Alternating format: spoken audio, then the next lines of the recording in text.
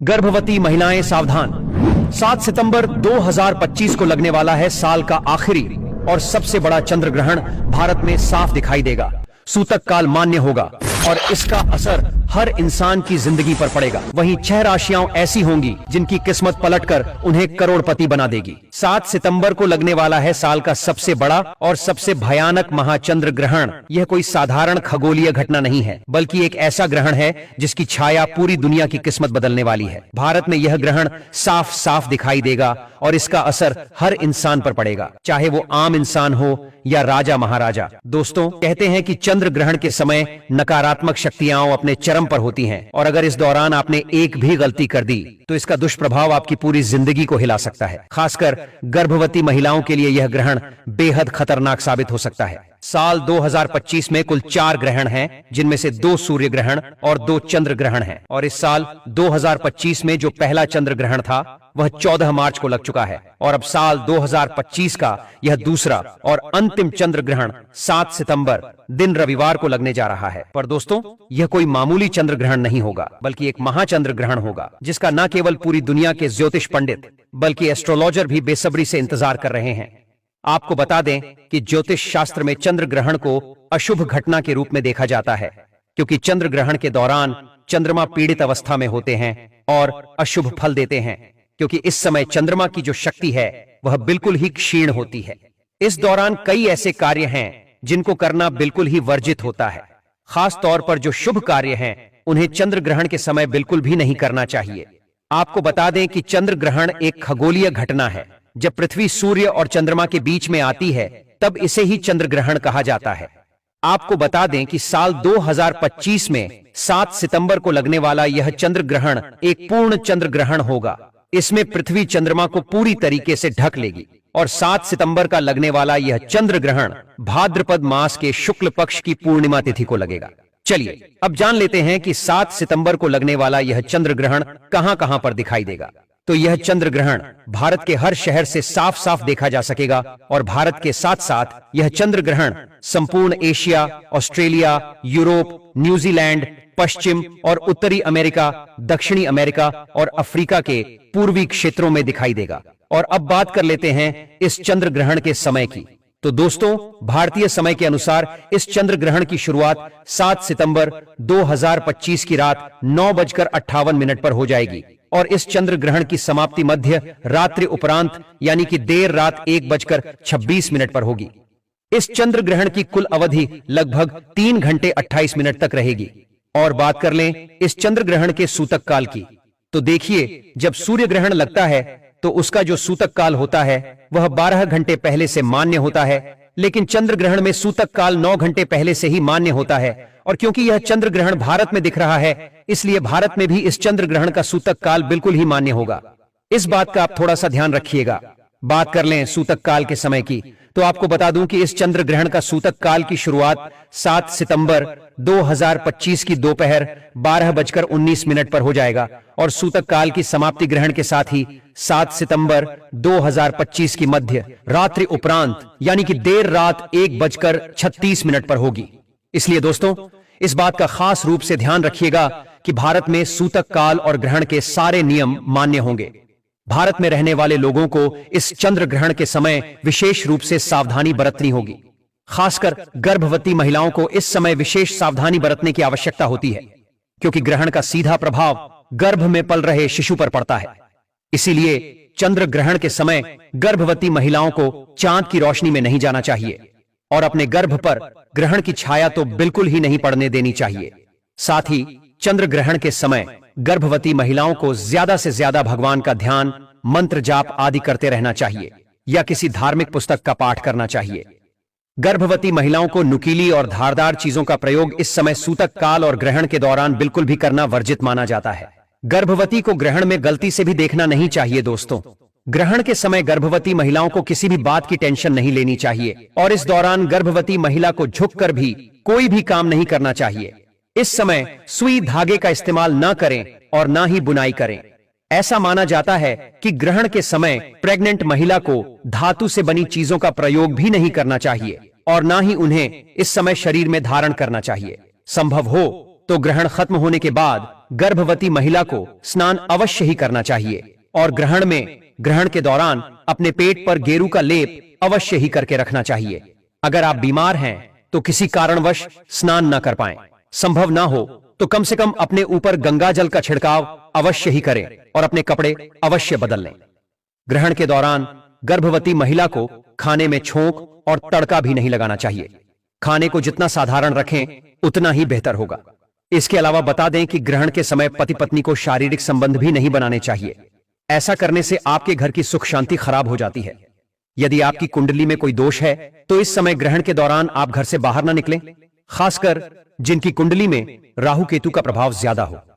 आपको बता दें कि ग्रहण के दौरान तेल मालिश भी नहीं करनी चाहिए। ऐसा करने से त्वचा संबंधी रोगों का सामना करना पड़ता है। दोस्तों, ग्रहण के समय तुलसी के पत्तों का विशेष महत्व होता है। इस समय तुलसी के पत्तों को तोड़ना अशुभ माना जाता है। किसी भी चीज में, खाने पीने की जो चीजें हैं उनमें तुलसी दल तोड़कर पहले से ही रख लें और फिर उन्हें जरूर ही डालें। इसके अलावा बता दें कि चंद्र ग्रहण के समय सभी लोगों को कुछ खास बातों का जरूर ध्यान रखना चाहिए, क्योंकि चंद्र ग्रहण का नकारात्मक प्रभाव सभी लोगों के जीवन में देखने को मिलता है। ध्यान रखें कि चंद्र ग्रहण के दौरान बालों में तेल लगाना, भोजन करना, पानी पीना, सोना या बाल बनाना, यह सभी कार्य बिल्कुल ही वर्जित होते हैं। इस दौरान कपड़े धोना, बर्तन धोना, खाना बनाना या फिर ताला खोलना और दंत मंजन करने की भी मनाही की जाती है। अगर आप बीमार हैं, बुजुर्ग हैं या बच्चे हैं या फिर गर्भवती महिला हैं और इस समय ग्रहण के समय कुछ भी खाने पीने की आवश्यकता हो तो आप ग्रहण के सूतक काल लगने से पहले ही खाने पीने की पूरी तैयारी कर लें और हर एक खाने पीने के सामान में तुलसी दल डालना बिल्कुल भी ना भूलें। इससे उन अन्न और जल में ग्रहण का दोष नहीं लगता है और आप ग्रहण की नकारात्मकता से एकदम सुरक्षित रहेंगे। दोस्तों, इसके अलावा चंद्र ग्रहण के समय कोई भी शुभ कार्य नहीं करना चाहिए। आपको बता दें कि ग्रहण के दौरान पूजा भी निषेध मानी गई है। इस दौरान आरती, पूजा पाठ करने की मनाही होती है। इस दौरान मूर्ति का स्पर्श करना बिल्कुल ही वर्जित होता है, क्योंकि इस समय प्रकृति सबसे ज्यादा संवेदनशील स्थिति में होती है।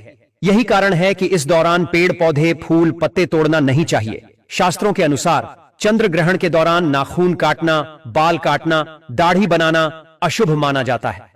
आप ग्रहण के समय मांस, मछली, मदिरा आदि का सेवन भी न करें। ग्रहण की अवधि में यह सब चीजें नहीं खानी चाहिए। सिगरेट और शराब जैसे नशीले पदार्थों से भी बचना चाहिए। चंद्र ग्रहण के दौरान आपको किसी भी तरह का मनोरंजन भी नहीं करना चाहिए। कुछ लोग टाइम पास करने के लिए जुआ या ताश आदि खेलते हैं, जो कि बहुत ही गलत होता है। आपको बता दें कि ग्रहण के समय किसी दूसरे का दिया हुआ अन्न भी नहीं खाना चाहिए, वरना आपके ऊपर भार पड़ता है और 12 वर्षों का पुण्य नष्ट हो जाता है। एक बात का ध्यान रखें कि ग्रहण के दौरान बाहर का खाना भी नहीं खाना चाहिए। इस दौरान सोना नहीं चाहिए, लेकिन गर्भवती महिला, बूढ़े और बच्चों पर यह नियम लागू नहीं होता है। दोस्तों, ग्रहण के समय जितना हो सके ईश्वर का ध्यान करना चाहिए। ग्रहण के समय लड़ाई झगड़ा भी नहीं करना चाहिए। इस दौरान झूठ, कपट, बुरे विचारों से परहेज करें। ग्रहण काल में मन और बुद्धि पर पड़ने वाले कुप्रभाव से बचने के लिए आपको ज्यादा से ज्यादा भगवान का नाम जपना चाहिए या किसी मंत्र का जाप करना चाहिए। आप चंद्र ग्रहण के दौरान चंद्रमा के मंत्रों का जाप करें। एक मंत्र मैं आप सभी को बता रहा हूं, इसे आप कहीं नोट कर लें और चंद्र ग्रहण के दौरान आप इसका जाप कर सकते हैं। मंत्र है ओम चंद्राय नमः या फिर ओम सोम सोमाय नमः मंत्र का जाप कर सकते हैं और ग्रहण समाप्त होने के बाद गंगा जल डालकर स्नान अवश्य करें। पूरे घर में झाड़ू और पोछा लगाएं। गंगा जल का छिड़काव घर के मंदिर से लेकर घर के हर एक कमरे में जरूर ही करें। इसके बाद आप किसी जरूरतमंद, गरीब या ब्राह्मण को अन्न, धन और वस्त्र का दान करें। इससे आपको पुण्य की प्राप्ति होगी। और अब बात कर लेते हैं चंद्र ग्रहण के दौरान आप किन उपायों को करके अपने जीवन के हर एक प्रकार के कष्ट से मुक्ति पा सकते हैं और अपनी मनवांछित इच्छाओं को पूरा करवा सकते हैं। देखिए, इस दौरान प्रकृति बहुत ही संवेदनशील होती है। इस दौरान किया गया कोई भी उपाय कभी विफल नहीं जाता है। तो इस समय आप धन लाभ के लिए ग्रहण के समय श्री सूक्त का पाठ करें। इससे धन के कई तरीके से लाभ होते हैं और पैसे, रुपए से जुड़े हुए जितने भी ब्लॉकेज आपके जीवन में, आपकी कुंडली में लगे हुए हैं, वह अपने आप ही खुल जाते हैं। सुख समृद्धि के लिए ग्रहण के समाप्त होने के बाद गाय माता को गुड़ और रोटी अवश्य ही खिलाएं। इससे घर में सुख समृद्धि की प्राप्ति होती है। नजर दोष से मुक्ति पाने के लिए ग्रहण के बाद काले तिल और सरसों के तेल का दीपक पीपल वृक्ष के नीचे जरूर जलाएं। इससे नजर दोष की समस्या से आपको मुक्ति मिलती है। चंद्रमा के दोष, कुंडली में मांगलिक दोष हो या फिर चंद्र दोष हो तो इसके निवारण हेतु ग्रहण के समय चंद्र मंत्र का जाप करें और चांदी के बर्तन में दूध भरकर शिवलिंग पर अर्पित कीजिए। इससे चंद्र दोष बिल्कुल ही समाप्त हो जाएगा। स्वास्थ्य लाभ हेतु अगर घर परिवार में कोई बहुत ज्यादा बीमार रहता है तो ग्रहण समाप्त होने के बाद स्नान कर गंगा जल छिड़कें और भगवान विष्णु का ध्यान करें। नौकरी और व्यापार में वृद्धि के लिए या सरकारी नौकरी की प्राप्ति के लिए या फिर कोई दूसरी नौकरी में अगर प्रमोशन चाहिए, अगर आप तरक्की करना चाहते हैं तो ऐसे में चंद्र ग्रहण की समाप्ति के बाद तुलसी माता के पास में आप एक शुद्ध घी का दीपक जलाएं और साथ ही में वहीं पर अक्षत और रोली जरूर ही रख दें।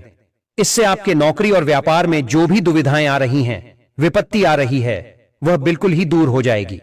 तो दोस्तों, अब बात कर लेते हैं उन भाग्यशाली राशियों की जिनका जीवन इस चंद्र ग्रहण के बाद पूरी तरह से बदलने जा रहा है। इस चंद्र ग्रहण पर 9 के 9 ग्रह अपनी राशि में परिवर्तन करेंगे, जिसका प्रत्यक्ष और अप्रत्यक्ष प्रभाव 12 की 12 राशियों पर पड़ेगा। यानी कि चंद्रदेव की कृपा से यह 12 राशि वाले इस चंद्र ग्रहण के बाद करोड़पति बनने वाले हैं। सबसे पहली भाग्यशाली राशि है धनु राशि। अगर आप धनु राशि के हैं और लंबे समय से बीमार चल रहे थे तो इस चंद्र ग्रहण के बाद आपके स्वास्थ्य में सुधार आना शुरू हो जाएगा। लंबे समय से अगर आप अपने दुर्भाग्य की वजह से परेशान थे तो आपका दुर्भाग्य आपसे दूर हो जाएगा। करियर कारोबार में आपको उन्नति देखने को मिलेगी। इस चंद्र ग्रहण के बाद धनु राशि वालों के शादी के योग्य बन रहे हैं। आपकी मनचाही शादी इस चंद्र ग्रहण के बाद हो सकती है। आपके जीवन में अनेक प्रकार के ऐसे रास्ते खुलने जा रहे हैं जहां से आपको मुनाफा होगा। अगर आप व्यापारी हैं तो आपके व्यापार में अब आपको काफी ज्यादा फायदा आने वाले समय में देखने को मिल सकता है। अगली खुशनसीब राशि है मकर राशि। अगर आप मकर राशि के हैं और लंबे समय से नौकरी की तैयारी कर रहे थे तो आपकी नौकरी लग जाएगी।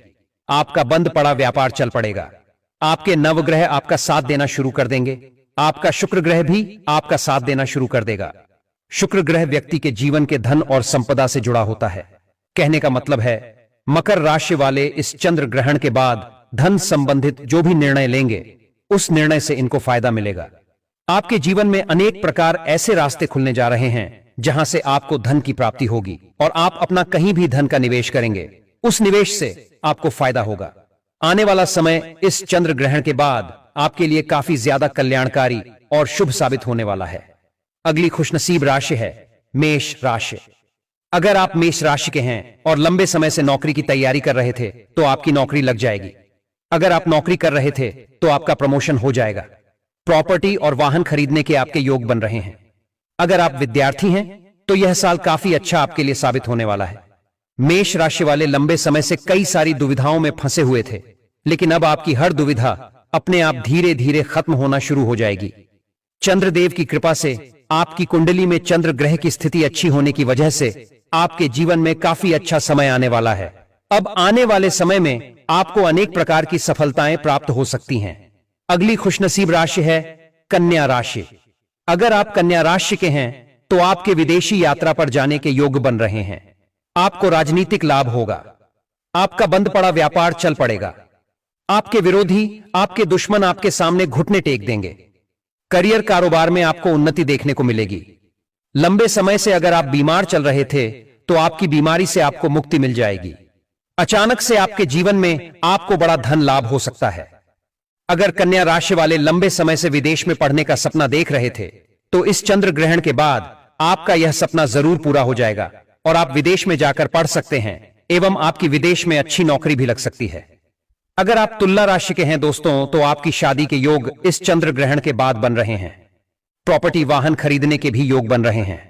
आपके नवग्रह की स्थिति बहुत अच्छी हो जाएगी। आपके ऊपर शनि दोष, मंगल दोष या कैसा भी दोष है वह इस चंद्र ग्रहण के बाद अपने आप खत्म हो जाएगा। भगवान चंद्रदेव जी की कृपा से आपकी कुंडली में चंद्रमा की स्थिति बड़ी अच्छी हो जाएगी और जिस व्यक्ति की कुंडली में चंद्रमा उच्च स्थान पर होता है उस व्यक्ति को जीवन में अनेक प्रकार की सफलताएं और उन्नति देखने को मिलती है। आने वाले समय में तुला राशि वाले अचानक से धन की प्राप्ति कर सकते हैं। आपके पास जो धन आएगा उसमें वृद्धि होगी। अब आने वाला समय आपको कामयाबी की ओर ले जाएगा। दोस्तों, इस वीडियो को यहीं पर समाप्त करते हैं।